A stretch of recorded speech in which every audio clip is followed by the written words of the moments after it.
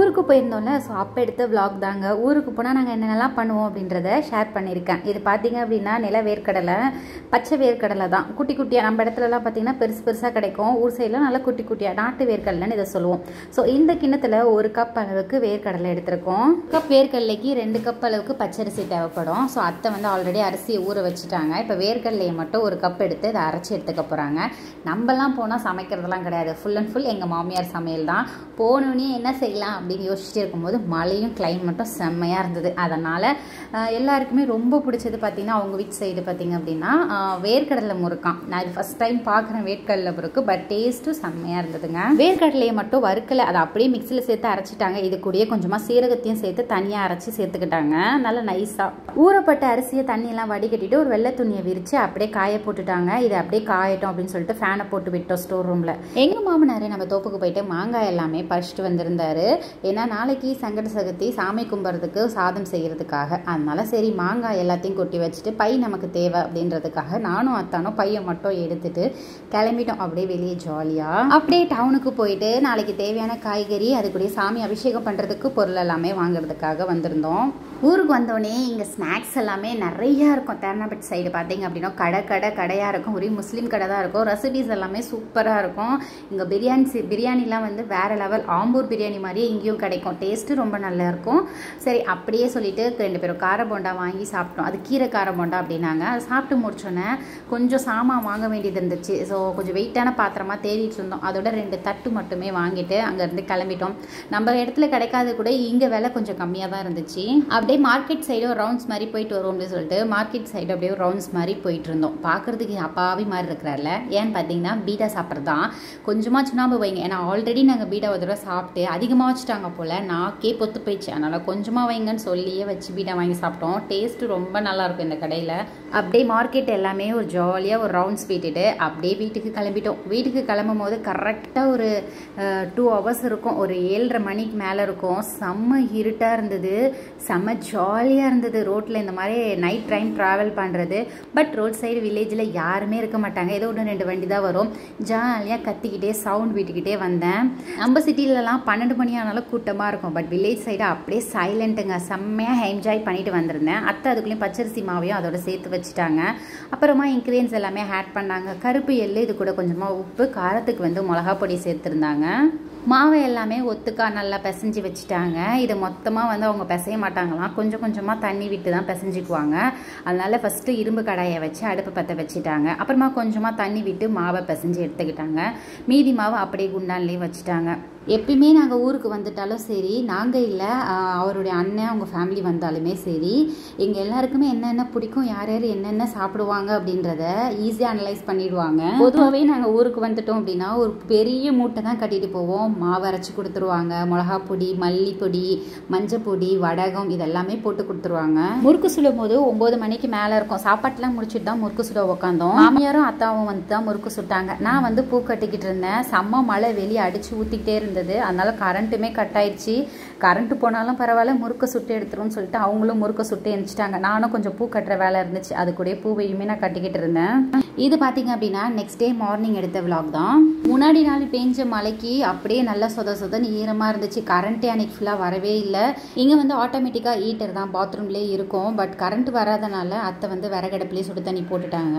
நான் அப்படியே கொஞ்சம் ஜாலியாக நம்மளோட செல்லக்குட்டிங்களோட விளையாண்டுருந்தேன். தண்ணி நல்லா கொதிச்சோன்னே அத்தன் தான் வந்து பாத்ரூமில் கொண்டு போய் நான் தண்ணி வச்சுறேன் அப்படின்னாரு. ஸோ அவர் போய் பாத்ரூமில் தண்ணி வச்சோன்னா அப்படியே பின்னாடி நம்மளும் போய் குளிச்சுட்டு வந்துடலாம்னு சொல்லிட்டு கிளம்பிட்டேன். ஸோ குளிச்சு ஃப்ரெஷ்ஷப் ஆகிட்டு வந்தோடனே பார்த்தா இது என்னடா இது வெங்காயம் தொங்குதுன்னு பார்த்தா நம்ம வீட்டில் தோட்டத்தில் விளைஞ்சு தான். அது வந்து வெங்காயம் நல்லா இருக்கணும் அப்படின்னு சொல்லி இந்த மாதிரி கொடிக்கம்பத்தில் கட்டி விட்டாங்க. அத்தை வந்து வடகம் எல்லாமே போட்டு வச்சுருந்தாங்க. அதெல்லாமே கொஞ்சம் வெயில் எடுத்து வச்சிடலாம், வெயில் கொஞ்சம் அதிகமாக இருக்குது அப்படின்றனால வெளியே எடுத்து வெயிலில் வச்சுட்டேன். ஊருக்கு வந்தாலே சூப்பராக இருக்கும். எனக்கு பின்னாடி பார்த்தீங்க அப்படின்னா அது எல்லாமே மலை தான். வீடை சுற்றி மலை தான். அண்டு ஃபுல்லாகவே கார்டனாக தான் இருக்கும். பார்க்குறதுக்கே செம்மையாக இருக்கும். நாங்கள் அனிமோனுக்குலாம் வெளியே போகல, பட் இங்கே தான் என்ஜாய் பண்ணோம். ஏன் அப்படின்னு சொல்கிறேன்னா இங்கே இருக்கிற கிளைமேட் அப்படி சூப்பராக இருக்கும். இங்கே வில்லேஜ்லேயே நிறைய தோப்பு, கார்டன் அது எல்லாமே இருக்குது. ஸோ அதனால நாங்கள் தனியாலாம் வெளியே போகல. நேற்று பேஞ்ச மழைக்கே பார்த்தீங்க அப்படின்னா ஒரே தண்ணி குழமாக தான் நின்றுச்சு. ஏன் இந்த மழைக்கே பார்த்தீங்க அப்படின்னா ஏரியில் தண்ணி ஓட ஆரம்பிச்சிருச்சுங்க. இது ஏரி தான், எவ்வளோ தண்ணி ஓடிட்டு இருக்கு பாருங்க. மலையிலேருந்து தண்ணி எல்லாமே வர ஆரம்பிச்சிருச்சு. ஸோ நானும் அத்தானும் காலையிலேயே கோவிலுக்கு கிளம்பி வந்துட்டோம். மாமியார் வந்து அனுப்பி விட்டுட்டாங்க, கோவிலுக்கு போயிட்டு வாங்க, முன்னாடி நாளே வந்தீங்க கோவிலுக்கு போகலை அப்படின்னு சொல்லிட்டு. நல்லா குளிச்சு ஃப்ரெஷ்அப் ஆனோடனே கோவிலுக்கு வந்துட்டு சாமி எல்லாமே கும்பிட்டு அப்படியே ஆற்றுல தண்ணி போயிட்டு இருக்குல்ல, ஏன் இதை மிஸ் பண்ணுவோம் அப்படின்னு சொல்லிட்டு கொஞ்ச நேரம் ஜாலியாக தண்ணியில் விளையாண்டுட்டு இருந்தோம். ஆற்றுக்கு நடுவில் தான் இவங்க வந்து உட்காந்துருக்கோம். இது பாறை. ஸோ பாறை மேலே நாங்கள் உட்காந்து கொஞ்சம் ஜாலியாக பிக்கெல்லாமே எடுத்துகிட்டு இருந்தோம். இதெல்லாமே மலைக்கு மேலேருந்து வர தண்ணி தான். நல்லா ஜில்லுன்னு இருந்துச்சுங்க. தண்ணி டேஸ்ட்டுமே நல்லா இருந்தது. பட் பார்க்க அப்படி இருக்குது. மேரேஜ் முன்னாடி இந்த மாதிரி நான் ஊரில் சைட்லாம் போய் இவ்வளோ நாள் என்ஜாய் பண்ணதே கிடையாது. தோட்டம், வயல், மலை அப்படின்ட்டு போவோம் வருவோம், அவ்வளோதான். கோவில் கூட அப்படி தான். ஆனால் பட் எங்கள் அத்தான் வீட்டு சைடு நல்லா ஜாலியாக என்ஜாய் பண்ணுறேன். இதுக்கடுத்து மாந்தோப்புக்கு போக வேண்டிய வேலை இருக்குது. சரி, வீட்டில் கொஞ்சம் வேலையை முடிச்சுட்டு போகலாம் அப்படின்னு சொல்கிறனால வீட்டில் வேலை எல்லாமே ஆரம்பிச்சிட்டோம். ஏன்னா இன்றைக்கி சங்கட சதுர்த்திக்கு சாமி கும்பிட்றதுக்கு அத்தான் வந்து மாங்காய், கேரட் வந்து துருவிக்கிட்டு இருந்தார். அத்தை வந்து வேர்க்கடலை வறுத்து கொடுத்தாங்க. அதை பொடிச்சு மட்டும் எடுத்துகிட்டு வாமா அப்படின்னாங்க. மோஸ்ட்லி நான் வில்லேஜ் சைடு இங்கே வந்துட்டேன் அப்படின்னா எனக்கு சமைக்கிற வேலை சுத்தமாக இருக்காது. பொதுவாகவே நான் ஊருக்கு வந்துட்டேன் அப்படின்னா சுத்தமாக நான் சமைக்க மாட்டேன். வெறும் டீ போடுறதோட நிப்பாட்டிக்குவேன். ஊருக்கு வந்தாலே பொதுவாக எங்கள் மாமியார் தான் சமைச்சு வச்சுருப்பாங்க. நான் வந்தோடனே சாப்பிட்றது தான். அதே மாதிரி மதியானம் லஞ்சுமே அவங்களே சமைச்சிடுவாங்க. சின்ன சின்ன வேலை மட்டும்தான் நானும் எங்கள் அத்தானும் பார்ப்போம். சாமி கும்பிட்றதுக்காக கேரட் மாங்காய் சாதத்துக்கு நம்ம தோட்டத்துலேருந்து அத்தான் வந்து ஃப்ரெஷ்ஷாக கருவேப்பிலை எல்லாமே பறிச்சிட்டு வந்துட்டார். பொதுவாகவே இங்கே வந்து நாங்கள் எதுவும் காசு கொடுத்து வாங்க வேண்டியது இருக்காது. இது பார்த்தீங்கன்னா அந்த சாதத்துக்கான பொடி. இது என்ன சொல்கிறேன், கடலைப்பருப்பு, உளுந்தப்பருப்பு, வெந்தயம் இதெல்லாமே சம அளவாக எடுத்துக்கணும். இதை வந்து பொடி பண்ணி எடுத்து வச்சுருக்காங்க. இதை ட்ரை பண்ணேன். பட் இது என்னுடைய ஃபேவரட் ரெசிபினே சொல்வேன், நோட் பண்ணிக்கோங்க. கடாயில் எண்ணெய் விட்டு கொஞ்சமாக கடலைப்பருப்பு, உளுந்தப்பருப்பு, கடுகு, இது கூட பச்சை மிளகா வந்து மிக்சியில் ஒரு ஓட்டி வச்சுருக்காங்க. நம்ம அப்படி போட்டோம் அப்படின்னா சாப்பிட மாட்டோம், காரமோ இறங்காது, மாங்காய் புளிக்கும் அப்படின்றனால பச்சை மிளகாவை நல்லா எண்ணெயில் ஒரு 2 நிமிஷம் நல்லா வதக்கி எடுத்துட்டாங்க. மாமியார் சொல்ல வந்து அத்தான் வந்து சமைச்சிட்டு இருந்தாரு. அப்புறமா கொஞ்சமாக கருவேப்பிலையுமே ஆட் பண்ணாங்க. கருவேப்பிலை நல்லா பொரிஞ்சோன்னே கொஞ்சமாக மஞ்சள் பொடி ஆட் பண்ணிட்டாங்க. சாதத்துக்கு எவ்வளோ தேவையோ அந்த அளவு. காரத்துக்கு மிளகா பொடி தேவையில்லை, நம்ம பச்சை மிளகா ஆட் பண்ணியிருக்கோம், அதனால் மிளகா பொடி சேர்க்க வேண்டாம். இது கூட வந்து தனியா பொடி மட்டும் சேர்த்துருந்தாங்க ஒரு 2 ஸ்பூன் அளவுக்கு. இது நல்லா வதங்கி ஒரு பச்சை ஸ்மெல் போயிடணுங்க. அந்த ஸ்மெல் போனோடனே துருவி வச்சிருக்க மாங்காய் இருக்குல்ல, அதை வந்து ஆட் பண்ணிக்கணும். இது சாறு எல்லாமே வந்து பிழியக்கூடாது, அந்த சாறில் தான் டேஸ்ட் இருக்குது. நீங்கள் அப்படியே துருவி அப்படியே சேர்க்கறது தான். ஸோ அப்படியே சேர்த்துட்டு இதை நல்லா, இது வந்து இரும்பு கடாயில் செஞ்சோம் அப்படின்னா டேஸ்ட் நல்லாயிருக்கும், சீக்கிரமாக குக் ஆகிடும். அதனால் நாங்கள் இரும்பு கடாயில் தான் வந்து ரெடி பண்ணோம். இது கூட கொஞ்சமாக தேவையான அளவு கல்லுப்பு நம்ம இப்போ ஆட் பண்ணோம்னா கரைஞ்சிரும். ஏன்னா நம்ம மாங்காய் வந்து குக் ஆகணும். அதனால மாங்காய் வந்து ஒரு 50% குக் ஆயிடுச்சு. கேரட் ஆட் பண்ணி ஒரு 80% வரைக்கும் தான் குக் பண்ணோம். 100% நல்லா குக் பண்ணக்கூடாது, நார்மலாக தான் இருக்கணும்.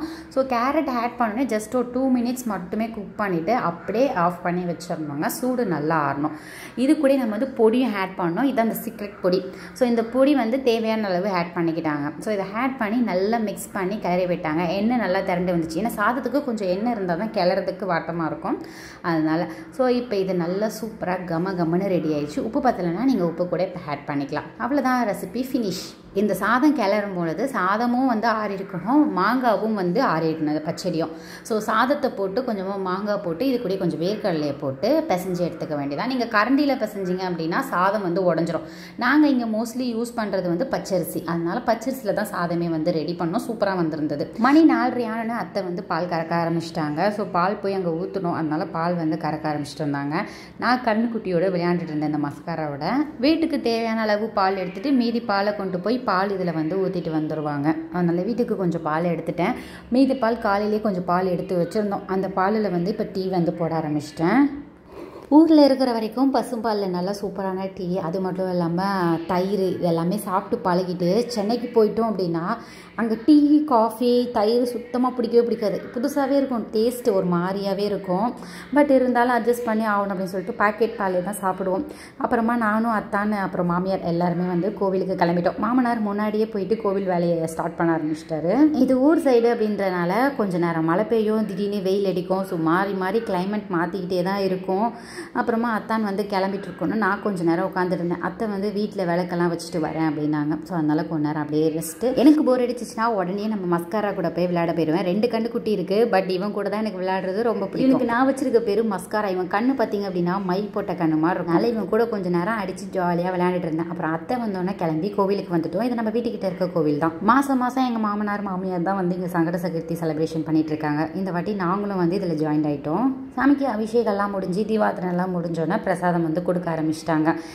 பிரசாதத்துக்கு வந்து என்னென்ன செஞ்சுருந்தோம் அப்படின்னா மாங்காய் சாதமும் இது கூட வந்து பூரண கொழுக்கட்டை வந்து சாமிக்கு மட்டும்தான் வச்சு சாமி கும்பிட்டோம். அதை நான் வீடியோவில் காட்டல, அதை நான் எடுக்கவும் இல்லை. ஸோ பூரண கொழுக்கட்டை தான் வச்சு சாமி கும்பிட்டோம். இது கூட கருப்பு சுண்டல் சாமி எல்லாமே கும்பிட்டு முடிச்சுட்டு பிரசாதம் எல்லாருக்குமே கொடுத்து முடிச்சோன்னா வீட்டுக்கு வந்தோடனே அத்தை வந்தோடனே இட்லி ஊற்றிட்டாங்க.